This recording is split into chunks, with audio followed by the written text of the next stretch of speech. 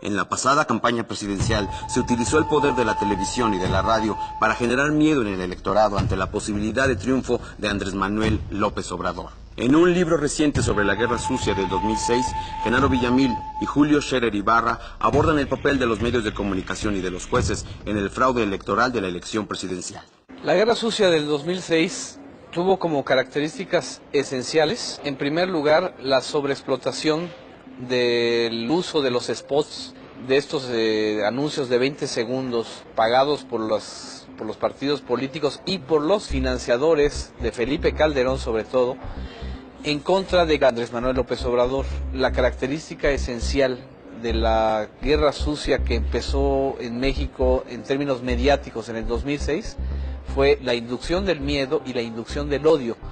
Y eso ha ido continuando porque después de la campaña del 2006 vino la crisis postelectoral, fueron spots y fue publicidad pagada con recursos públicos. Solo en spots se gastaron unos 2.400 millones de pesos. A esa cifra hay que sumarle los 1.700 millones de pesos que gastó Vicente Fox para promover la continuidad de su gobierno. Tan solo Calderón y la coalición de enemigos de López Obrador gastaron unos 895 millones de pesos, nada más en spot de radio y televisión, mucho más de los que reportaron al IFE. El equipo de Calderón destinó 315 millones a promover a su candidato. El PAN erogó otros 230 millones de pesos de las campañas de senadores del PAN.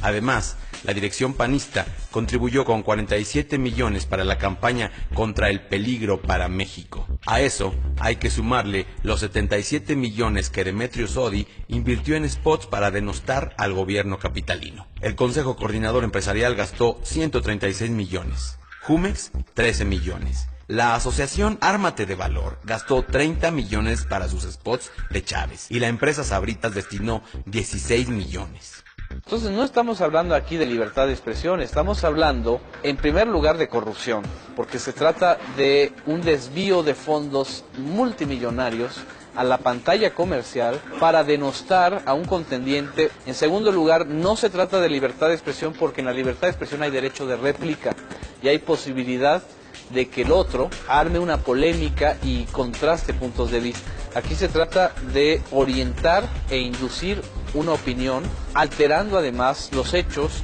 manipulando la información y sobre todo mintiendo. La libertad de expresión no se puede basar en mentiras, se basa a final de cuentas en el contraste de la información y en el contraste de puntos de vista.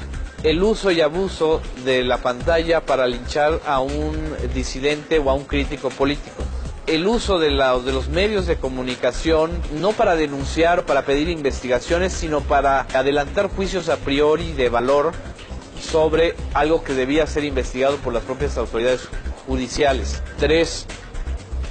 La creación de un consenso en torno a la criminalización de un político que desde entonces fue definido como corrupto, como un peligro, sin que existiera una sola prueba contundente y jurídicamente válida que lo acreditara. Lo peor es que es el empobrecimiento de la cultura política de los partidos y de las contiendas electorales y el enriquecimiento brutal de Televisa y de TV Azteca, que a final de cuentas fueron los grandes ganadores de este tipo de estrategia que vacía la política de contenidos y la llena además de una serie de connotaciones muy negativas y polariza a la sociedad. Sinceramente es demasiado grotesco que acusen al PRD y a su candidato presidencial de ser los responsables de la polarización, cuando la polarización fue resultado de todo este operativo de medios y de toda esta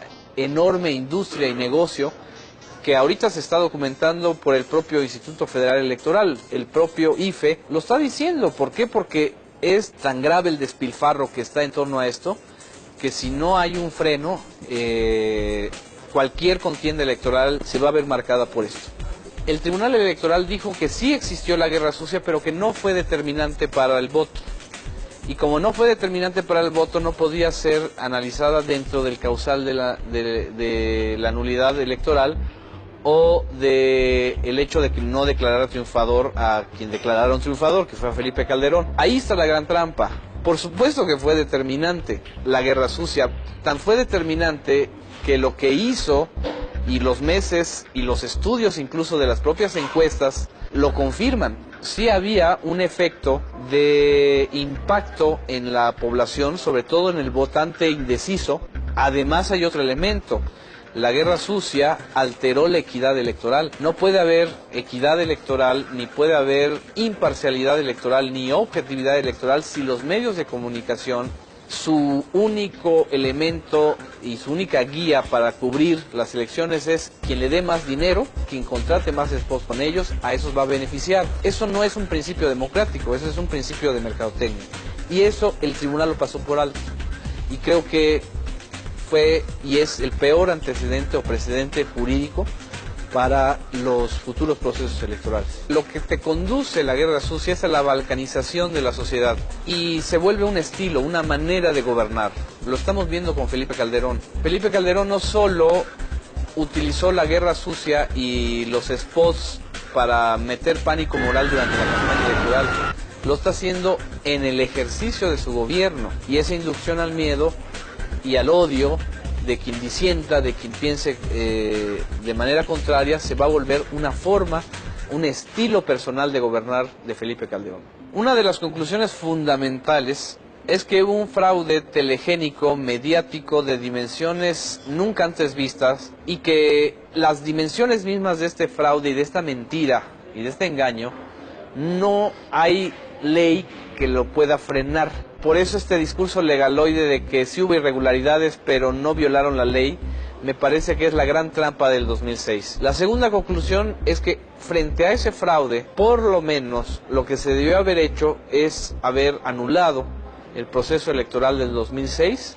Está reviviendo todo esto ahora. Todo este escándalo de los spots, del volumen de dinero, toda esta dificultad del IFE para acreditar que su monitoreo es confiable y preciso, tiene que ver justamente con eso. Son las huellas, son la hoja de ruta en donde está marcada esa guerra sucia electoral que en sí misma constituye un fraude.